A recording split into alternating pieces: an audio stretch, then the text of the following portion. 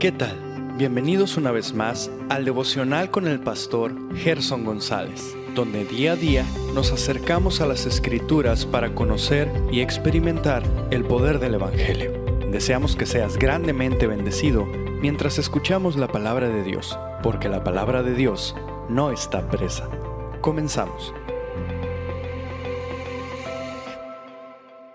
Gracias a Dios por un nuevo amanecer y la oportunidad que tenemos de estar juntos. Bienvenidos. Estamos hablando acerca de no habrá avivamiento sin abibliamiento. Pudiera parecer algo obvio para muchos, pero la realidad, cuando examinas la historia en las Escrituras y aún en la historia de la iglesia, esto ha sido una realidad. Y vamos a continuar leyendo el capítulo 8 de Nehemías para seguir aprendiendo. Pero vamos a contestar desde Nehemías capítulo 8 la pregunta: ¿cuáles fueron las bases de este avivamiento? Bueno, número 1, la verdad establecida. El punto de partida para que una persona no solo sea informada, sino sea transformada con el poder de Dios, es su palabra. Me encanta cuando Hebreos 11 comunica que fue por el poder de la palabra de Dios que los cielos y la tierra fueron creados. Eso es una realidad poderosa, maravillosa, a la cual nosotros tenemos que venir y por fe creerla. Ahora mismo estoy compartiendo en Vida Nueva el libro de Génesis y hemos pasado momentos maravillosos deleitándonos en la creación de Dios, deleitándonos en ver cómo Dios creó de la nada y cómo Él es el único que tiene poder creativo en su palabra para crear. Al hombre no se le ha conferido esa autoridad. Así que la verdad comunicada desde Nehemías 8 consistió en dar lectura a la ley de Moisés. Esdras aquel día tuvo una proclamación abierta y osada, a pesar de que muchos oyentes estaban en rebeldía hacia estas leyes. Es posible que el sacerdote Esdras seleccionara porciones de la ley, ya que contiene más de 5,800 versículos que no pudieron leerse en su totalidad aquel día. La ley era la verdad establecida por Dios para el hombre. Tenemos que entender que lo primero que sucede es que debemos establecer nuestras vidas en los principios eternos de Dios. A lo largo de la Biblia vemos la importancia de sostenernos en estos principios eternos de Dios. Los principios eternos de Dios no envejecen, no están de moda, no se actualizan. Simplemente es esto, es la palabra eterna de Dios. Cuando leemos en Hebreos 13:8 que Jesucristo es el mismo ayer, hoy y por todos los siglos, debemos entender que así es la palabra de Dios es eterna. Los apóstoles se mantuvieron fieles a la palabra de Dios. Cuando la iglesia primitiva comenzó a crecer, entonces se decía que ellos eran llamados a perseverar en la doctrina de los apóstoles, en la enseñanza oral que los apóstoles compartían en aquel momento y que más tarde en la historia de la iglesia quedaría registrada para nosotros en las epístolas. Por ello Pablo escribió a los Gálatas que si alguien les compartía un evangelio diferente, fuese considerado un anatema, es decir, un maldito por Dios. Un reconocido autor del Brasil escribe en su libro El avivamiento que viene del trono. Él dice: el avivamiento al estilo latinoamericano desborda emoción, sin causar un profundo cambio en las vidas de aquellos que asisten a sus servicios.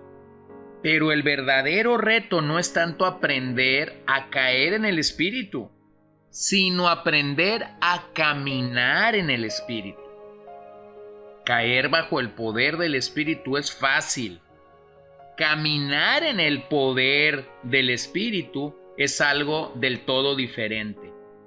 El avivamiento al estilo latinoamericano le gusta manipular el poder de Dios, pero no le gusta someterse al poder de la palabra de Dios.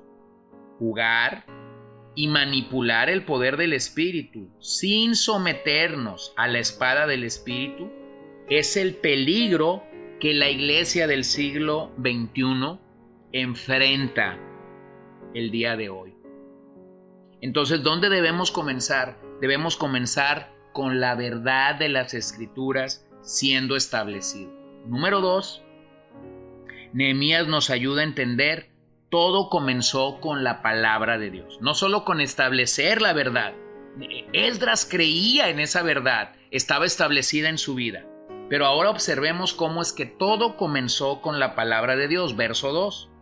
Y el sacerdote Esdras trajo la ley delante de la congregación, así de hombres como de mujeres, y de todos los que podían entender, el primer día del mes séptimo.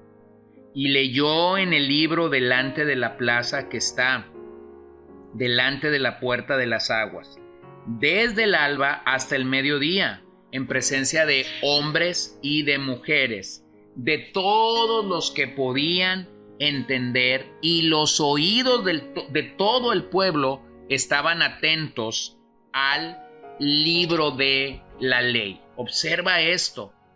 Quizás Esdras pudo haber dado sus impresiones de lo que se necesitaba en Jerusalén para lograr un avivamiento. Pero qué maravilloso, y esto es lo que a mí me parece sorprendente el día de hoy, dejó a un lado su opinión. ¿Por qué? Porque seamos sinceros, nuestras opiniones humanas van y vienen. Nuestras opiniones humanas cambian con el tiempo. Las opiniones que tú y yo nos podemos formar de algo o de alguien están variando constantemente. Pero cuando Esdras hizo a un lado su propia opinión, entonces dio paso a una opinión que es eterna. Esta es la opinión de Dios. ¿Dónde conoces la opinión de Dios? Está expresada en las Escrituras. El valor de la palabra es que siempre será más importante que nuestra opinión. El pueblo de Jerusalén aquel día escuchó el mensaje de las Escrituras por 6 horas. Ellos escucharon por 6 horas lo que la palabra de Dios tenía que decirles. Bueno, ¿cuándo fue la última vez que te sentaste simplemente a leer lo que la palabra de Dios tiene que decirte? Sí, me refiero a simplemente leer las Escrituras. ¿Cuánto tiempo pasas al día leyendo las Escrituras? Ya sea de manera personal, con tu esposa o con tus hijos. ¿Cuánto tiempo estás dedicando diariamente a permitir que la opinión de Dios se vea comunicada para ti? Todas las experiencias que un creyente ha de tener deben estar sometidas a la palabra de Dios. Si nuestras emociones están por encima de la palabra de Dios, o nuestras emociones quebrantan lo que la palabra de Dios dice, entonces cree algo: estas experiencias no vienen de Dios. Bueno, consideremos un elemento más que Nehemías está colocando. Número 3, un respeto hacia la verdad. Verso 4. Y el escriba Esdras estaba sobre un púlpito de madera que había hecho para ello, y junto con él estaban Matatías, Sema, Anías, Urías, Hilcías y Maasías a su mano derecha, y a su mano izquierda Pedaías, Misael, Malquías, Azum, Asbadana, Zacarías y Mesulam. Abrió pues Esdras el libro a ojos de todo el pueblo, porque estaba más alto que todo el pueblo, y cuando lo abrió, todo el pueblo estuvo atento. Bendijo entonces Esdras a Jehová, Dios grande. Y todo el pueblo respondió: amén, amén, alzando sus manos, y se humillaron y adoraron a Jehová, inclinados a tierra. ¡Wow! ¡Qué pasaje!